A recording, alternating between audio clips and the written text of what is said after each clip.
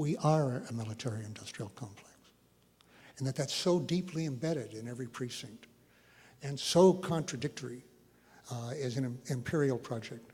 So the empire is so deep into our economy and our culture, into our minds now, there's really no going back. That's what he thinks. I can't accept that. First of all, nothing is that certain. Nothing is certain. And so that's too great a certainty. Second, where the stakes are this high, that it's worth struggling very hard. And struggling how? I'll mention one way that or I can generalize it.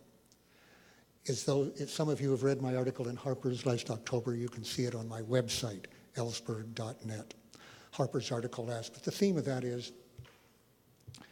I believe that people who know of the plans for a catastrophe, what they see as a catastrophic plan in Iran, a new war, or for that matter, the continuation of this war, but especially a new war, which is easier to stop than one that's going on, should consider doing not what I did, doing what I wish I had done years earlier in 1964-65 when I was in the Pentagon, before I went to Vietnam as a member of the State Department for 2 years.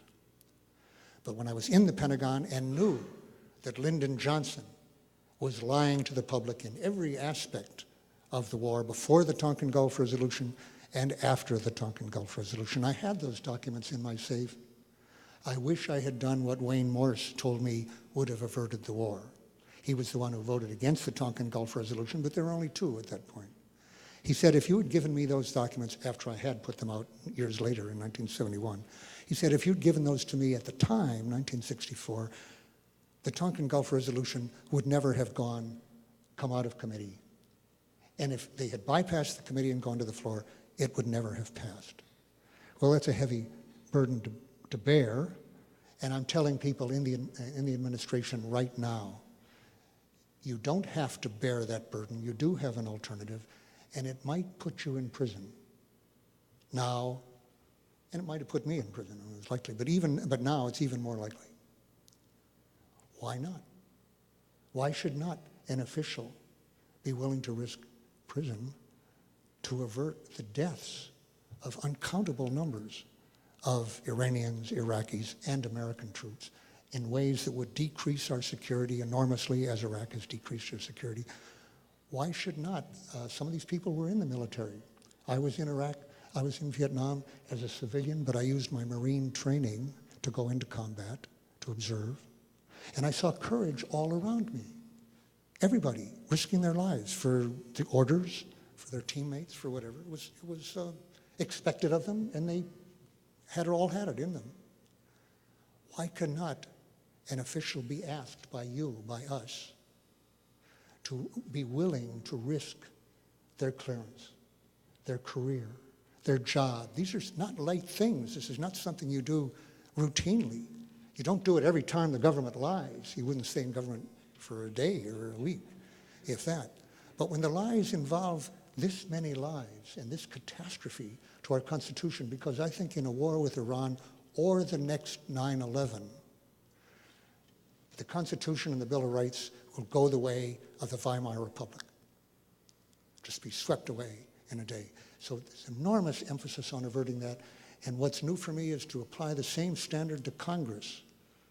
When as Senator Durbin tells us, I knew in 2002 everything that's come out since. We were told the truth on the Intelligence Committee, but I couldn't tell them because I had promised secrecy.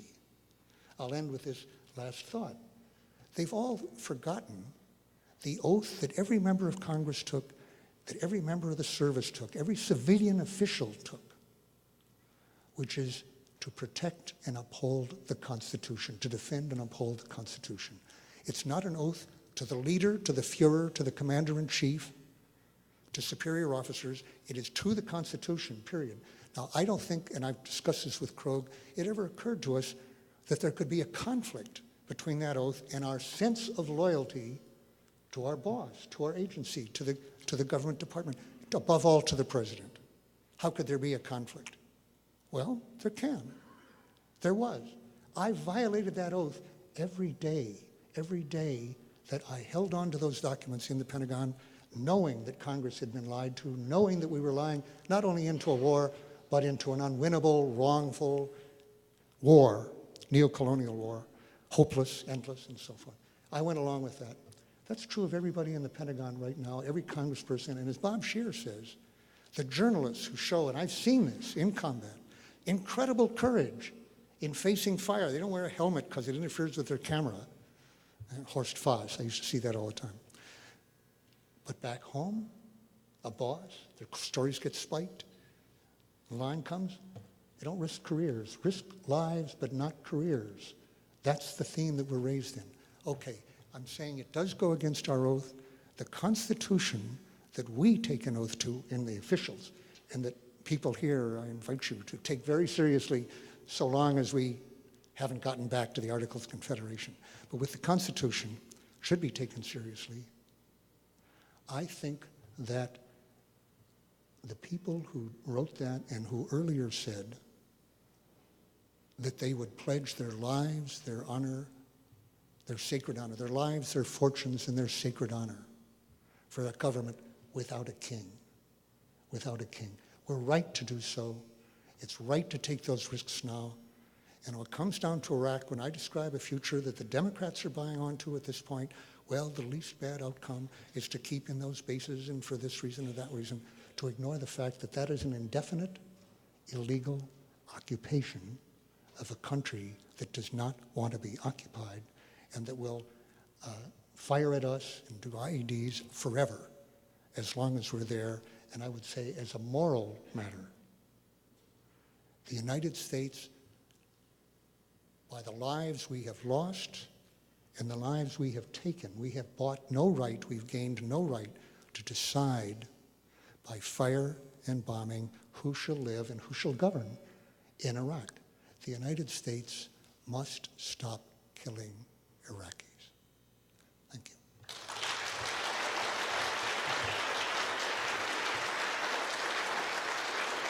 And, of course, the Bill of Rights and the impeachment clause, which is now regarded as, impeachment off the table.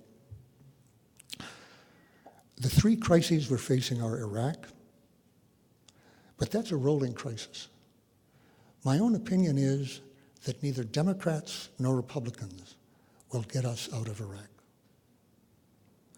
When it comes to keeping bases there, Hillary Clinton has said explicitly she would keep them there. I won't go into that. She would not get all the troops out. This was March 13th, reported March 14th in the New York Times. Look it up on Google, it's very worth seeing. She explicitly came out and said, I would not get all the troops out of there.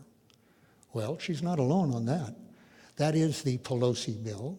That's what many other people are coming, and the president himself is now talking about considering plans for cutting things down in half, staying in the bases in Kurdistan, near Baghdad, the Green Zone, the various other bases, preventing the country from going into chaos, preventing Turkey from coming into Kurdistan, various other interests that involve keeping our bases in the oil regions forever, I think. And when the president said through Tony Snow 2 days ago, and Gates said yesterday that he thinks Korea, remember that, is a good model,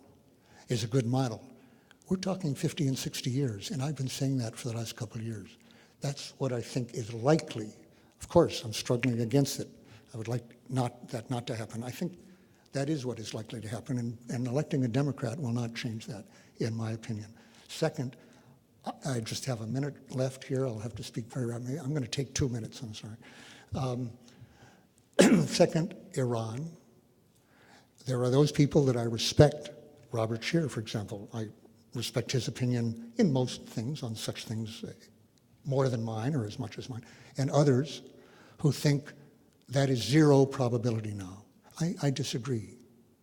It's true, it would be insanity. It's true that it would be, I don't have time to go through, but you know all the reasons. That would be terrible, terrible effect and its consequences. Should be off the table. And yet the Democrats, like the Republicans, have been saying it's on the table, including the use of nuclear weapons if necessary. Well, that could be just braggadocio and bargaining and so forth.